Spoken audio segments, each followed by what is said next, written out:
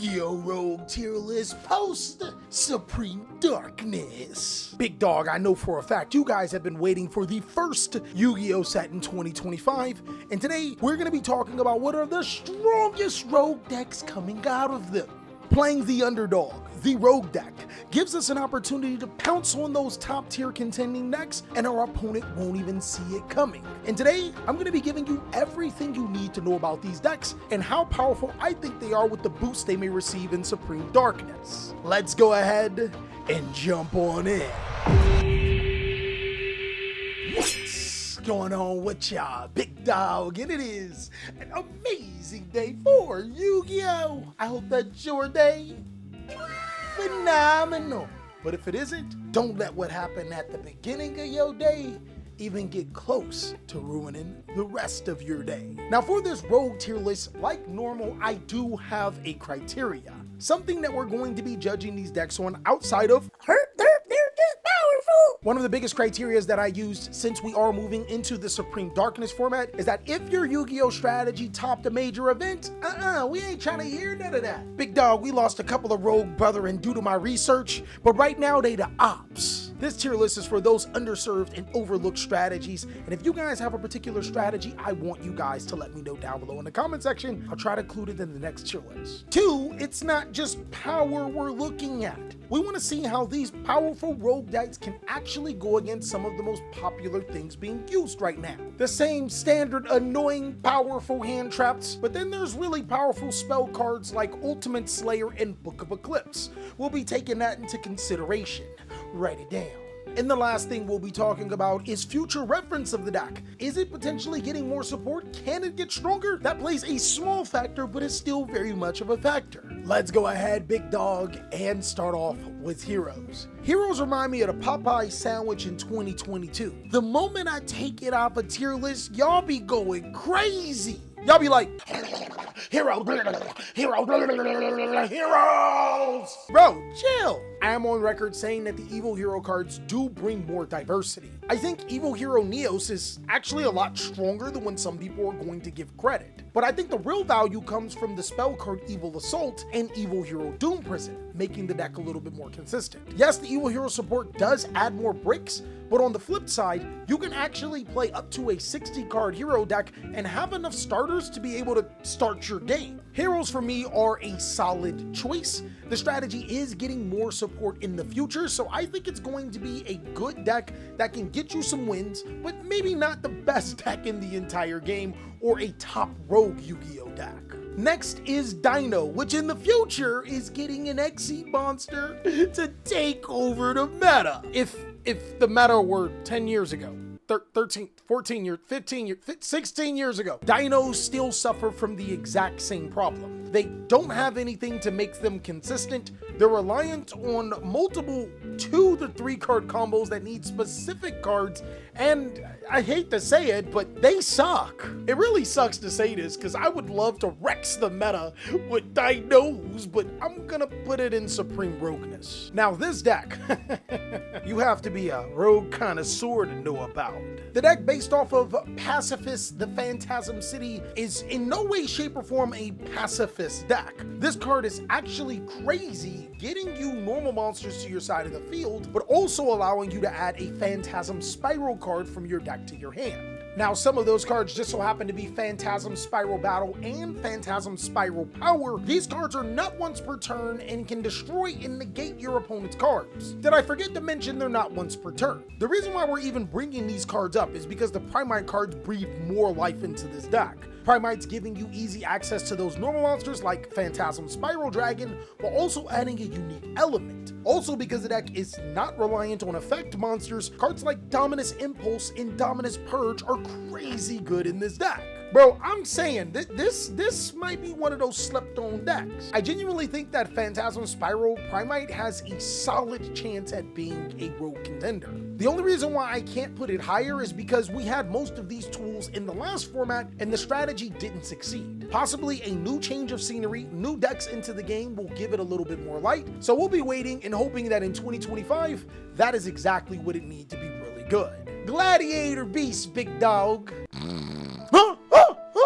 What's that you say? Gladiator Beast? Gladiator Gladiator Beast actually got some really good support in Supreme Darkness, but that doesn't mean you have to forget about the old cards. Because of Gladiator Beast Tamer Editor, you can special summon monsters like Geyserus for free destruction, and you can get your Gladiator Beast Heraclinos still. There's also still Gladiator Beast Simultaneous for you Millenniums to play, but for the new guys, the Zoomers, oh, I wish I could play your cards. You Zoomers are so lucky. Back in my day, I had to walk to school barefoot backwards up and down a volcano while being chased by a T-Rex. And school started at 4. What was I talking about? Oh, yeah, the new Gladiator Beast cards. The new monster Gladiator Beast Magisteel does everything you have ever wanted for a Gladiator Beast. It avoids you having to do that battle phase thing to get your Gladiator Beast going and allows you to be a combo-based Yu-Gi-Oh deck. If I were ranking this, I would put it in the best meta deck in the entire world. But unfortunately, Callie has to rank it. Anyways, I'm gonna have to take some pills for my high blood pressure,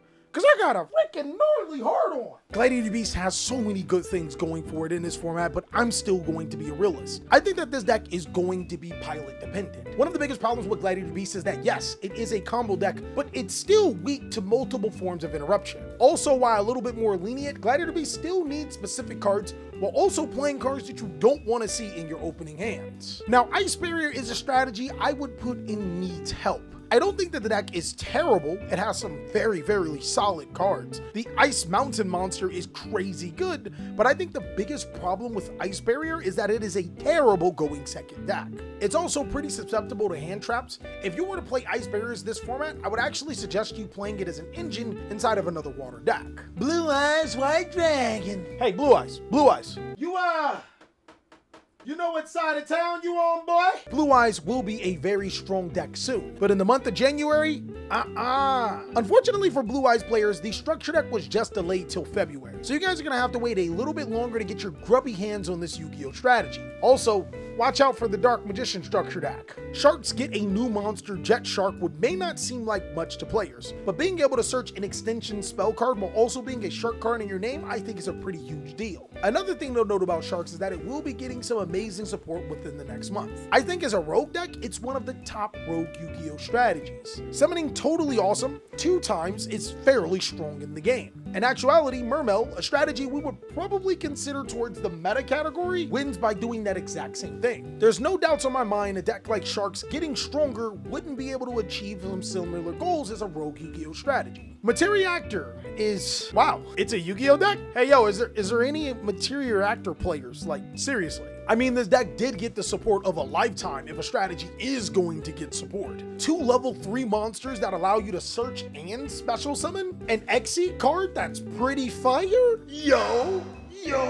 My only problem with Materiaactor is that as a pure deck, no.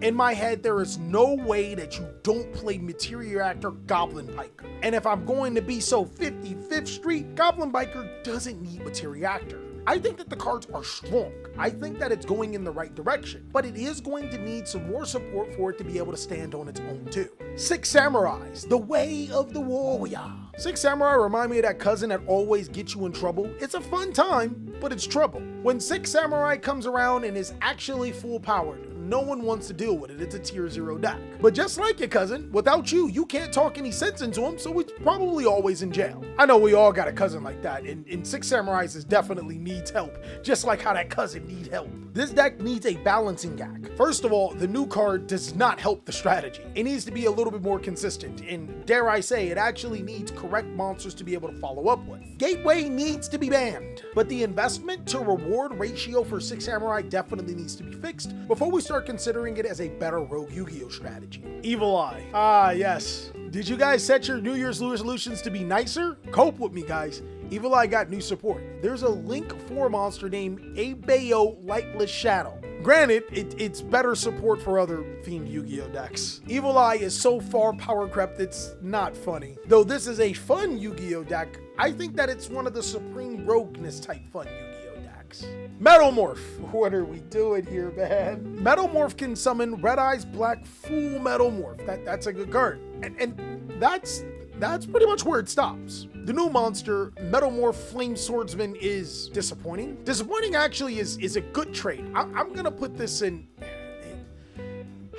Metalmorph as a Yu-Gi-Oh strategy just is not good. While I'm very disappointed into the new support, it could have been stronger for the deck, there's still opportunities for us to get more Metalmorph support to make the strategy a lot stronger. We just don't know what the heck it could do to make it better.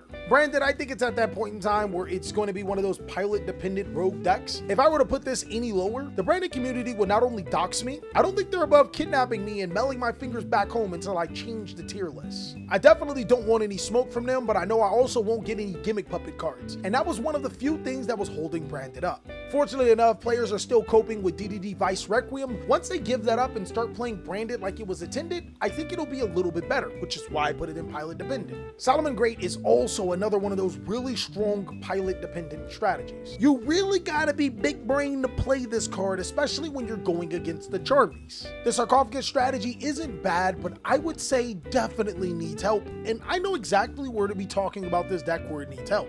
Give Sarcophagus more monsters. Seriously, I think that's the only thing that it needs. Maybe a Sarcophagus Celtic Guardian, stuff like that. And if they gave it more interesting effects, the strategy would be a lot better. I don't think that it's a time for competing, but it's definitely not a bad deck, especially in a board breaker format. Mitsurugi. This deck is crazy. Now, when I mean Mitsurugi in Rogue, I actually mean Mitsurugi Reptile. I think that strategy does have some legs. Planet Pollutant Virus is a really good card when you pair with Cosmic Slicer Zerziel. You essentially get a Baguska, but only for your opponent's monsters. You should know how powerful that is. And overall, the strategy just has so many tricks with more support inbound. I think that this is some of the strongest support that Konami has given a TCG exclusive archetype. I'm gonna straight up say solid choice. Now look, it's no War Rocks, but it's definitely a really good deck. I just recently did a deck profile on Fire Kings explaining to you why I think that it's a really solid Yu-Gi-Oh strategy. If you flip away from hand traps to try to stop your opponent and focusing more on board break and destruction, this deck can actually be really good. I think that Fire Kings are also a solid choice Yu-Gi-Oh strategy. Sky Striker as an engine has been going crazy. I also think Sky Striker as a deck is pretty good. The value of cards like Widow Anchor and Shark Cannon are actually bananas. Spell cards are really good in the game, and that's something that Sky Striker can be using as a board breaker style Yu-Gi-Oh deck to be able to punish the opponent. Now Crystrons, my boy, yo, this deck is actually crazy. He cooking the whole squad. He getting it down. Couldn't have been me though. I was normally picked first and I utterly disappointed, like my dad. I think the two cards to focus on is Crystrons Soulful Hold, allowing you to be able to send 2 Crystron cards from your deck to the graveyard, but Tristalos allows you to be able to summon and synchro summon when your opponent plays cards. Yeah, if you guys didn't see this coming, this is one of the strongest rogue decks in Yu-Gi-Oh! And it's crazy how in the OCG it's not as powerful, but in the TCG, I think that this deck is going to ball. It's namely because of Maxi. Look over there, they got like 12 Maxis to deal with. Over here, we only got 9. Not sure if that's an accomplishment. Sword Soul, boy, man, this is the best part about the whole thing. This is the best part. Now, last time I talked about Sword Soul, it was a Ryuji version of Sword Soul, and I said that that deck was complete trash. The Tengi version of Sword Soul, well, there just so happens to be a Tengi monster named Tengi Spirit Suriha, and if you guys have heard anything that I've ever said about Sword Soul, I said that the biggest problem was getting your Taya or your Moye negated. Well, that card not only fixes that, it also gives you free monsters to your side of the field in the process, allowing your Tengi cards to bridge even better. Oh, buddy, we're cooking. We're cooking. We're cooking. This is not cope. We're cooking. Say what you want, big dog, but that Sword Soul deck profile is loading, brother. This will be one of the better decks in the game. Now, Sprite didn't necessarily get worse, but it also didn't get better. And unfortunately, it not getting better means that it's stuck in that pilot position. Not necessarily a terrible Yu-Gi-Oh deck, but the more we start to advance into Yu-Gi-Oh and the opponent summons even bigger and bigger monsters, you start to wonder, can I at least get Sprite Elf back? Primite as a pure deck. And as you guys already know, I've talked about a couple of Primite strategies on this tier list, but Primite as a pure is interesting. Pearl does indeed give it the cards that it needs to be a good deck, but I'm not sure if that's enough to make it the deck. Probably better off playing it as an engine inside of other strategies, but Primite by itself, only time will tell. Yugi's best deck has performed like the Cowboys. I guess you can pick any year in the last years you've been born. Incredibly hyped, has all the tools,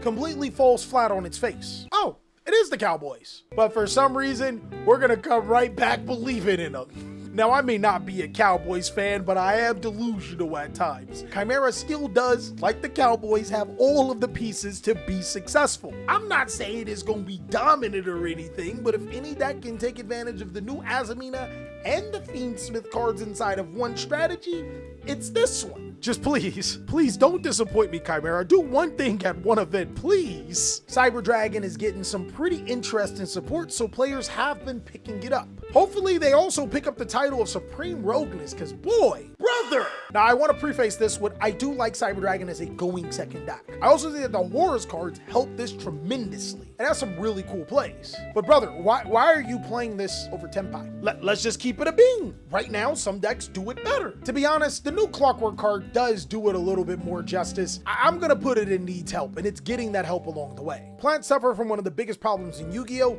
Unfortunately for Plants, every Maxi card hits it, and it does it pretty well. Definitely a strategy that needs help, and when I say needs help, it needs a mid-range version of this Yu-Gi-Oh! Deck. A point in place where it can stop and be comfortable, giving your opponent minimal resources. Speedroid actually did get some crazy good support. The new Speedroid Synchron monster gives it access to Clear Wing Dragon a little bit easier, and the new monster Clear Wing over Synchro Dragon is kinda crazy. I'm very cautious with this deck because I am hyped. I think it is a Dragon Link-esque type Yu-Gi-Oh! Deck, meaning that it can play through interruptions, but I gotta see it in real-time Yu-Gi-Oh! For right now, I'm gonna say needs help. Again, not a bad Yu-Gi-Oh! Deck by any stretch of the imagination, but sometimes you look at a deck and you're like, oh, it's crazy, but it can be fool's gold. Now this Red Eyes Black Flare Metal Dragon, fortunately enough, stands for Dragon Link. Dragon Link is crazy right now. Have you guys seen how powerful the Bestials are right now? Goblin Bikers are also another top rogue Yu-Gi-Oh! Strategy. A deck that can use the Materiaactors, has gotten stronger, and is a hard counter to any deck that wants to execute, which a lot of decks want to do right now. There's not really much to say about these two Yu-Gi-Oh! Strategies is because they're already pretty much known as great decks. But there is a lot to talk about with Snake Eyes. How the mighty have fallen. You guys remember when Snake Eyes was hands down the #1 contender Reno? That ban list did a number on it. Snake Eyes is a pure Yu-Gi-Oh! Deck. I mean, come on now, dog. Maybe I'm a little bit over exaggerating. It does get a new monster that does seem pretty cool. But losing original Sinful Spoil Snake Eyes on top of still having Snake Eyes Hash Limited, I low-key think it's cooked unless something comes off. Zombies are getting new support in a TCG exclusive. Unfortunately, I don't... It makes Vendred better, I guess. Supreme Rogueness. I'm sorry, zombie players. We're trying, man. And lastly is Pure Tenyi. Pure Tenyi is not a bad Yu-Gi-Oh! Deck, but almost in no way, shape, or form would I tell you guys to play Tenyi over Tenyi Sword Soul right now. I think that it needs help. It needs to be able to establish its own basis as a good Yu-Gi-Oh! Deck without Sword Soul. But still, I don't think there's a reason to do that when you can just play Tenyi Sword Soul. And that's all that I have for the Rogue tier list, big dog. I really hope you enjoyed this video. If you did, go ahead and let me know down below in the comment section what was your favorite part or what's your favorite deck, and also what other tier lists I should do. Until then, big dog, you can make sure to check out this video so I can catch you on the next one.